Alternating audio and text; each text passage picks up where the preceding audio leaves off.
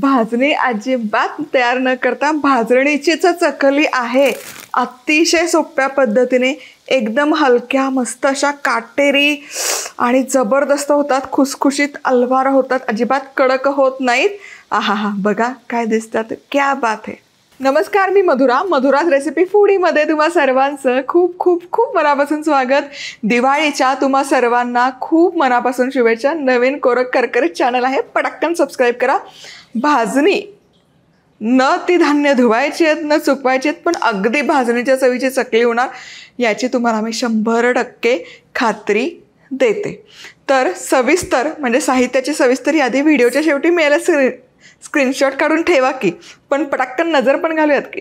आपले मधुराज रेसिपीचे सगळे मसाले पुन्हा एकदा अवेलेबल आहेत madhurajrecipeclub.com. इथे जाऊन ऑर्डर करू शकता किंवा त्याच वेबसाईटवर व्हॉट्सअप नंबर आहे, तिथे ऑर्डर प्लेस करू शकता. आणि लिमिटेड कालावधी करता 10% सवलत आहे. मधुरा 10 हा डिस्काउंट कोड वापरून.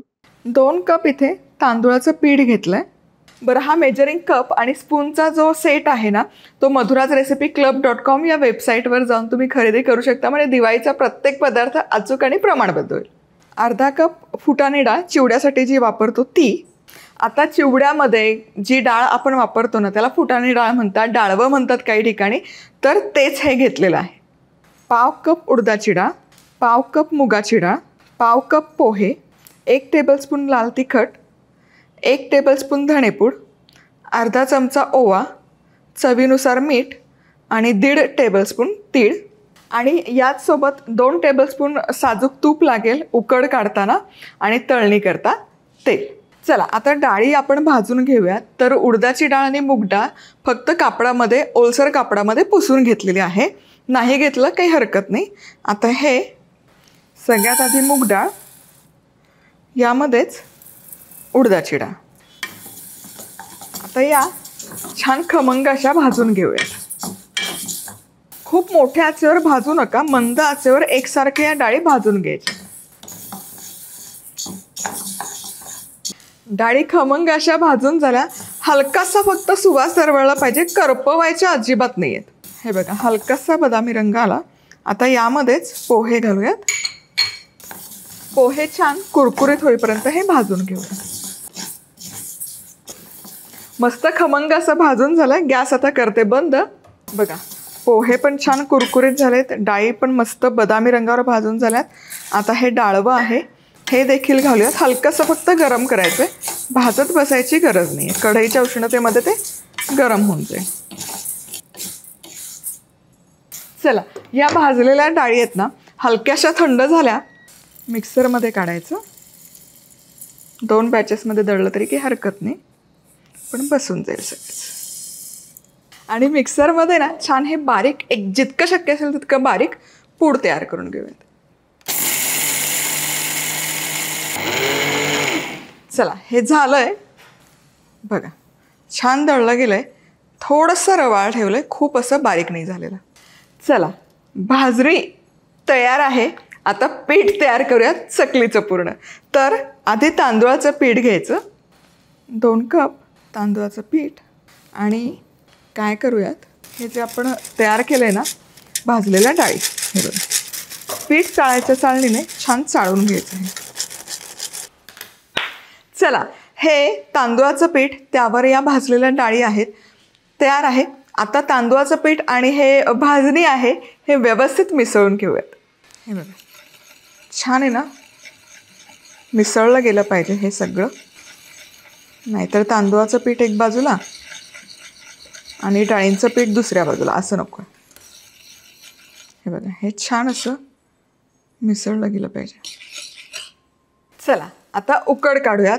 उकड काढलेली जे भाजणी असते किंवा ते पीठ असतं त्याची चकली कमाल होते, एकदम हलकी होते, खुसखुशीत होते आणि जास्त तेल पीत नाही, हा माझा अनुभव आहे. तर सगळ्यात आधी 1/3 कप आपण पाणी गरम करणार आहोत. तर 1/3 कप म्हणजे 1.5 कपला थोडा अर्धा कप कमी, 1 कप आणि अर्धा कपच्या थोडंसं कमी, 2-3 चमचे पाणी कमी. 1 कप आणि हा पुढचा 1/3 कप.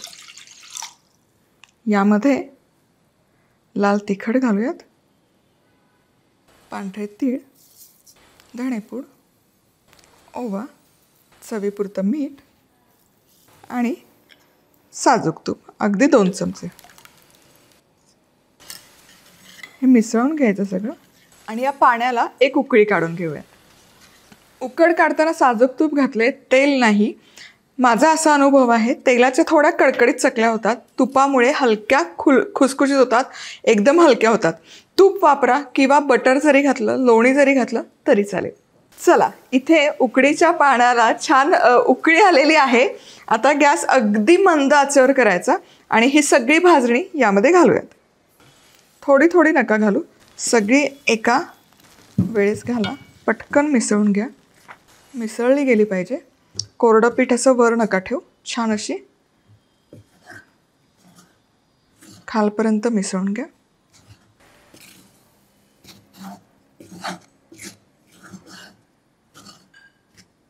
चला, उकड छान मिसळली गेली. आता गॅस बंद करूयात आणि झाकण ठेवायचं आणि 10 मिनिटं मुरण्याकरता ठेवून देऊयात.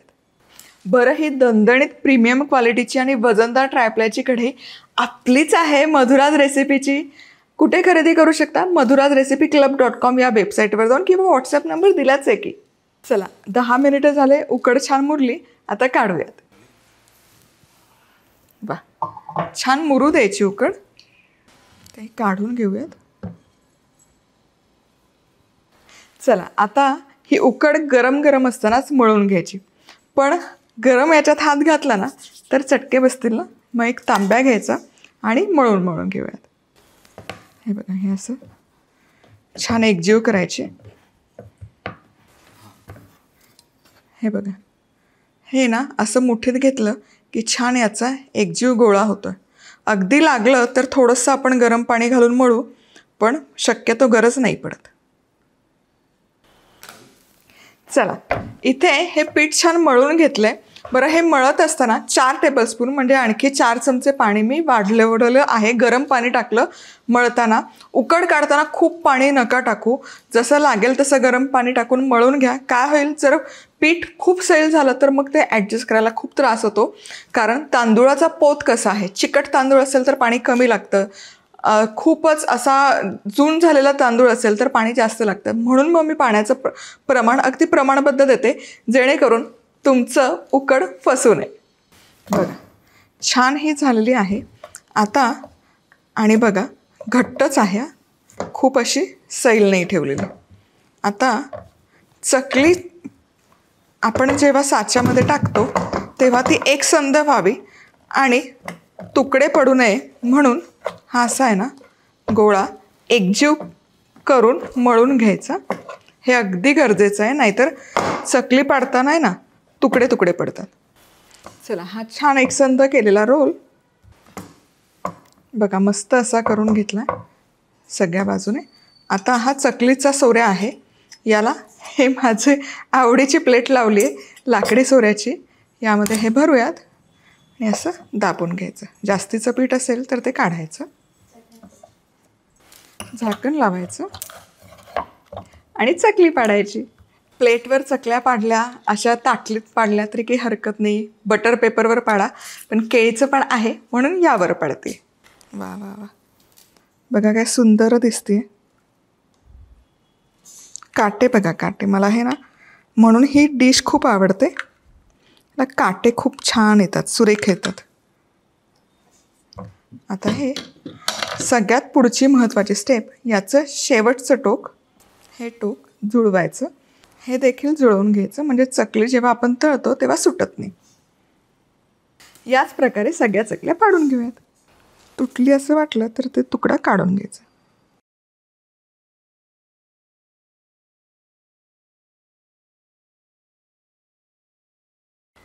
वा, बहारदार.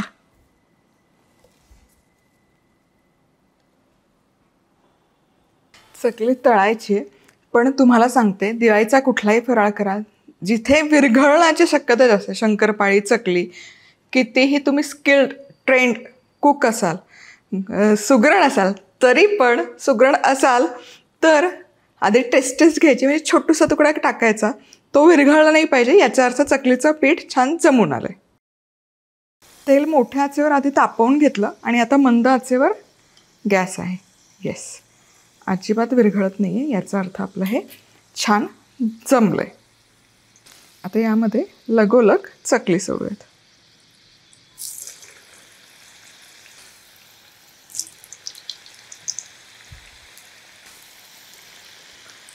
तुटली टाकतो ना, हरकत नाही.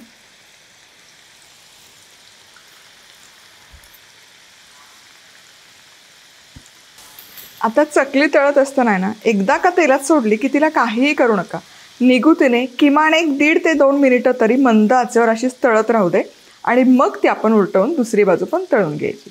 आणि या तळतायत हा घाणा तळून होतोय तोवर पुढच्या 4 चकल्या पाडून घेऊयात. बघा काय सुरेख पडली जाते चकली. वा वा वा. चला, पुढच्या चकल्या पाडून झाल्या आपल्या 4. तोवर ही एक बाजू पण आपली छान तळून झाली. आता हे उलटवूयात. बघा काय सुंदर दिसतात.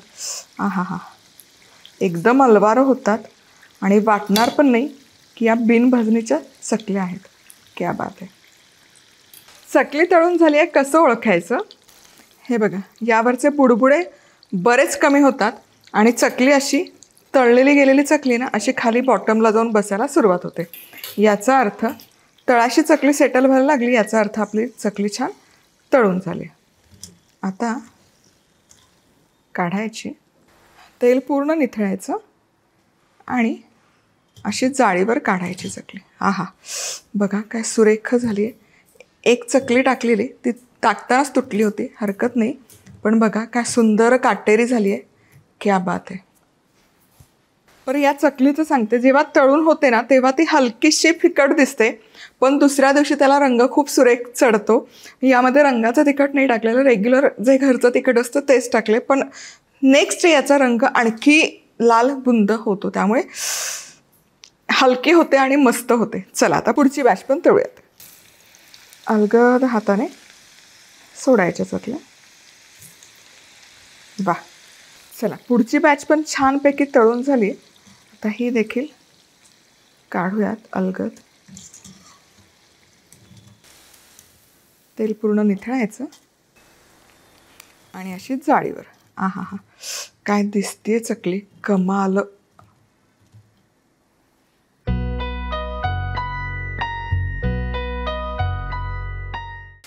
चला, याच प्रकारे सगळ्या चकल्या मी तळून घेणार आहे. चकल्या तळून झाल्या की हवाबंद डब्यामध्ये भरायच्या. तळून थंड झाला की हवाबंद डब्यामध्ये ठेवायच्या. छान अशाच खुसखुशीत जातात. फक्त हिवसाळा नको व्हायला, कारण गेली अनेक वर्ष हिवाळ्यातच आहे ना पावसाळा सुरू आहे. मग अशा वेळेस फार मूड ऑफ होतो आणि मग पदार्थांचा खमंगपणा खुसखुशीतपणा निघून जातो. पण तरी पण मग तुम्ही एअरटाईट कंटेनर घ्या किंवा मग एखाद्या कॅरी बॅगमध्ये त्यातली पूर्ण हवा काढून घ्या. असा फुगा होतो ना, दॅट मीन्स इट्स एअरटाईट. तशा याच्यात भरा, म्हणजे बाहेरची हवा नाही गेली की तो पदार्थ मऊ पडत नाही. सगळ्या चकल्या तळून घेते, म्हणजे मी पैस लावते. करून बघा आणि मला सांगायची चव कशी लागते ते. पुन्हा भेटूयात. एकतर काटे तर सुरेखच येतात, एकदम हलकी होते. आता माझा उपवास आहे त्यामुळे आज खाऊन नाही दाखवता येत, पण मुलं असतील तर खाऊन दाखवते. पण अगदी खारीसारख्या हलक्या होतात हे तर गॅरंटीड आहे आणि अलवार होतात. पुन्हा भेटूयात. तोवर मस्त राहा, खुश राहा, आनंदी राहा. सगळ्यात महत्त्वाचं खात राहा.